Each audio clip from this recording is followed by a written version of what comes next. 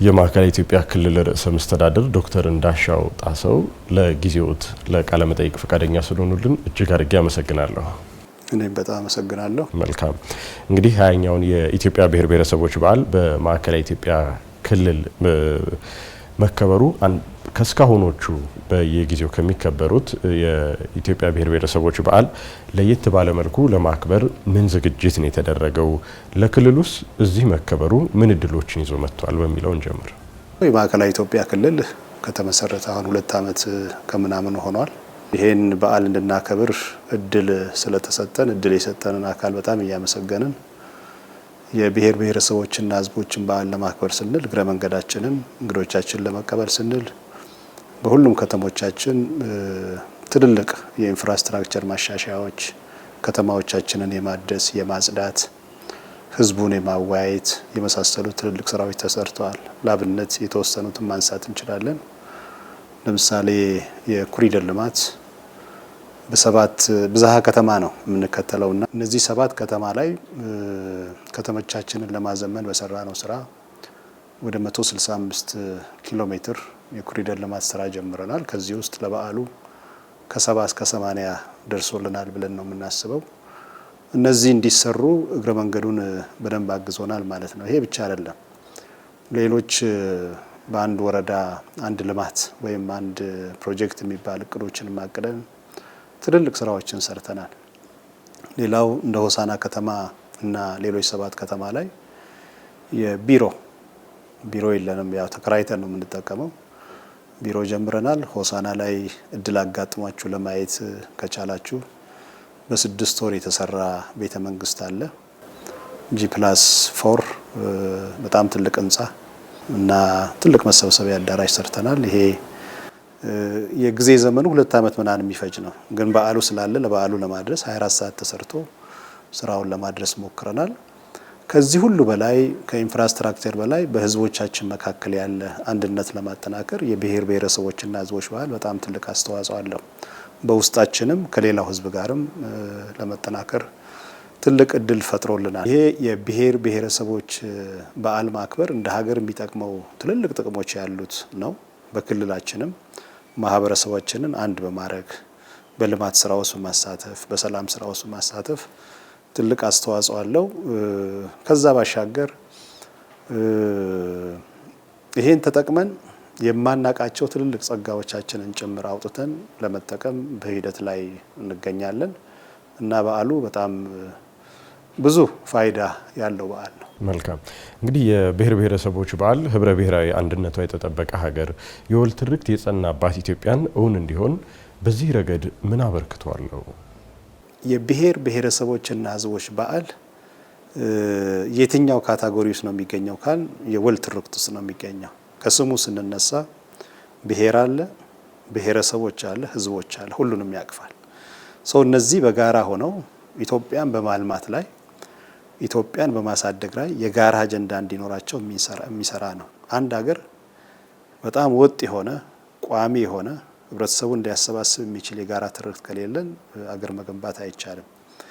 በነጠላ ትርክት ሀገር ለመገንባት የሞከሩ ሀገሮች የውጪ ንባቦች የሚያሳዩን ሲወድቁ፣ ሲፈርሱ፣ ጥንካሬያቸውን ሲያጡ፣ የህዝቦች መበታተን ሲያጋጥም፣ ኢኮኖሚያቸው ሲዳሽቅ እና የመሳሰሉት ነገሮች ናቸው የሚያሳየው።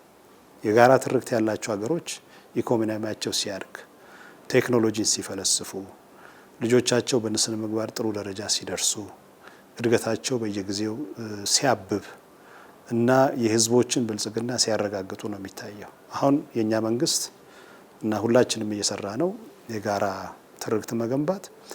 በገነባ ነው የጋራ ትርክት የጀመርነውን ብልጽግና ማፋጠን። ይሄን ብለን በሚቀጥሉት ጥቂት ዓመታት እንደ ሀገር የምናረጋግጣቸው እንደ ቤተሰብ የምናረጋግጣቸው ብልጽግና እንዳለ ሆኖ በአፍሪካ ደረጃ በዓለም ደረጃ ከፊት ካሉ ሀገሮች ተሰሚ ለመሆን ነው። ይሄ የብሔር ብሔረሰቦችና አንድነት ከትርክት ጋር ያለው ቁርኝቱ ትልቅ ነው። የአንድ ሀገር ተወዳዳሪነት የሚረጋገጠው 3 ነገሮች በደንብ ተቀናጅተው ሲሄዱ ነው። ኢኮኖሚው ጥሩ ሲሆን ነው። ቴክኖሎጂ መፍጠር የመጠቀም አቅሙ ጥሩ ሲሆን ነው። እና ሉዓላዊነትን ለመጠበቅ ወታደራዊ አቅሙ ጥሩ ሲሆን፣ ወታደራዊ አቅም ማለት ብዙ ነው ትርጉሙ በውስጡ። ለነዚህ ሁሉ ትርክት በጣም ይጠቅማል። ለነዚህ ሁሉ ደግሞ የብሔር ብሔረሰብ እና ህዝቦች በዓል በየጊዜው ማክበር በጣም ይጠቅማል። በዓሉን ነው አንድ ቀን 2 ቀን 3 ቀን 4 ቀን የምናከብረው እንጂ አስተሳሰቡን አመት ሙሉ መጠቀም መቻል አለብን። አመት ሙሉ መጠቀም መቻል አለብን። በዓሉን አንድ ቀን እናከብራለን። ይሄ ሌሎችን በዓል ብሔራዊ በዓላት ወይም ሃይማኖት በዓላት አንድ ቀን ይከበራሉ። የሆነ ቀን ተወስዶላቸው በቃ ይከበራሉ። አስተሳሰቡን ግን አመት ሙሉ መጠቀም መቻል አለብን።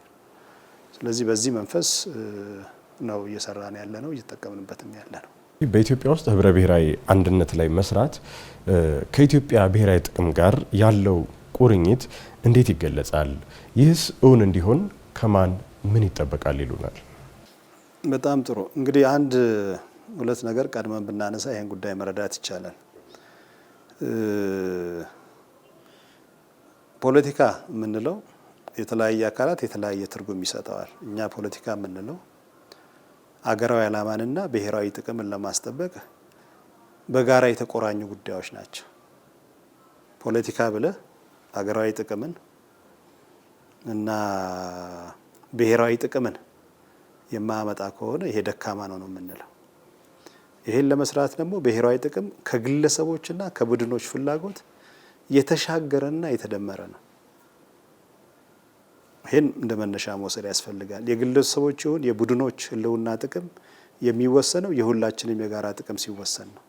ይሄንንም እንደ መነሻ መውሰድ ያስፈልጋል። ይሄን ከወሰድን በኋላ ይህ የጋራ ጥቅም የምንለው ደግሞ የጋራ ጥቅም የሚባለው ጉዳይ በኋላ ሄዶ የሚሰራው የሀገር ደህንነት ላይ ብሔራዊ ጥቅምና ብሔራዊ ደህንነት ላይ ነው የሚሰራው። የጋራ ጥቅም የሚባለው ጉዳይ የተናጠል ጥቅም ምንጊዜም እዚህ ነገር ላይ መስራት አይችልም። ሄዶ ትናንትን ይወስዳል። ከትላንት የሚወስደው ጉዳይ አለ፣ ከዛሬ የሚወስደው ጉዳይ አለ፣ ከነገ የሚወስደው ጉዳይ አለ። የትላንት የምንወስደው አባቶቻችንና እናቶቻችን የሰሩት ጉዳይ ነው። ከዛሬ የምንወስደው እኛ አሁን ያለነው ጄኔሬሽን የምንሰራው ጉዳይ ነው። ነገ የልጆቻችንና የትውልድ ህልውና የሚወስን ጉዳይ ነው። እነዚህ ሶስት ጉዳይ አስተሳስሮ ነው የብሔራዊ ጥቅም ጋር የሚያያዘው። ሰው ከዚህ ጋር አያይዘን ካየን ለምሳሌ አንድ ሁለት ማሳያ ብናነሳ የአባይና የቀይ ባህር ጉዳይ ሁላችንም ስናነሳ የጋራ ጥቅማችን ስለሆነ ነው። የጋራ ጥቅም ብቻ ሳይሆን የጋራ ትርክት ነው። የጋራ ትርክት ከሆነ ሁሉም ሰው በጋራ ይዘምትበታል። እንደዚህ አይነት ብዙ አጀንዳዎች ያስፈልጓታል ኢትዮጵያ። እንደዚህ አይነት ብዙ አጀንዳዎች አይነኬ ሁሉም ኢትዮጵያውያኖች እነዚህ አይነት ነገሮች ሲነሱ ደም ስራችን የሚቆም ጸጉራችን የሚቆም እነዚህን ነገሮች ለማሳካት ሁሉም የሚነሳባቸው የሆኑ ትልልቅ እንደዚህ ግራንድ የሆኑ አጀንዳዎች ያስፈልጉናልና ብሔራዊ ጥቅምና የትርክት እንዲሁም አሁን የምናከብረው የብሔር ብሔረሰቦችና ህዝቦች በዓል እጅግ በጣም ትልቅ ቁርኝት አላቸው። የብሔር ብሔረሰቦችና ህዝቦች በዓል እንደዚህ ፕራክቲስ ካረከው በውስጡ የምታነሳቸው አጀንዳዎች አሉ። በተለያየ ጊዜ የምታነሳቸው አጀንዳዎች የጋራ አጀንዳዎችን ታነሳለህ። እነዚህ ደግሞ የጋራ አጀንዳዎች ሄደው የሚያስጠብቁት ምንድነው? የጋራ ጥቅም ነው። የጋራ ጥቅምን መጀመሪያ የጋራ ጥቅምን እንትን ይላሉ። የጋራ ጥቅም ደግሞ በደንብ እየዳበረ ሲመጣ ደግሞ ብሔራዊ ጥቅምን ያስጠብቃል። በብሔራዊ ጥቅም ላይ መለያየት የለብንም። በብሔራዊ ጥቅም ላይ አንዱ ግራ አንዱ ቀኝ ማድረግ የለበት። ሁሉም ተመሳሳይ ነገር መያዝ አለበት። ለምሳሌ የህዳሴ ግድብ ኦልሞስት በሚባል ደረጃ ሁሉም ሰው የያዘው አቋም ተመሳሳይ ነው፣ ከመነሻው ጀምሮ እስከ መጨረሻው።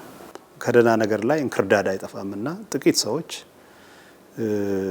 አጀንዳዎቻችንን ሊያራክሱ፣ የሰራናቸውን ስራዎች ሊያራክሱ፣ ያገኘናቸውን ድሎች ሊያራክሱ ይሞክራሉ። ግን ይሄ ጥቂት ሰው ነው።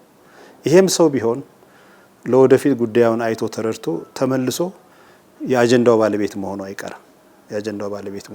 የጊዜ ጉዳይ ካልሆነ በስተቀር። ስለዚህ የጋራ ጥቅሞች እና የብሔራዊ ጥቅም ከብሔራዊ ደህንነት ጋር በዚህ መንገድ አያይዞ መረዳት እጅግ በጣም ይጠቅማል። ዶክተር እንዳሻው ጣሰው የማዕከላዊ ኢትዮጵያ ክልል ርዕሰ መስተዳድር ለሰጡን ጊዜ ስለሰጡንም ሀሳብ እጅግ አድርጌ አመሰግናለሁ። እኔም በጣም አመሰግናለሁ። መልካም በዓል።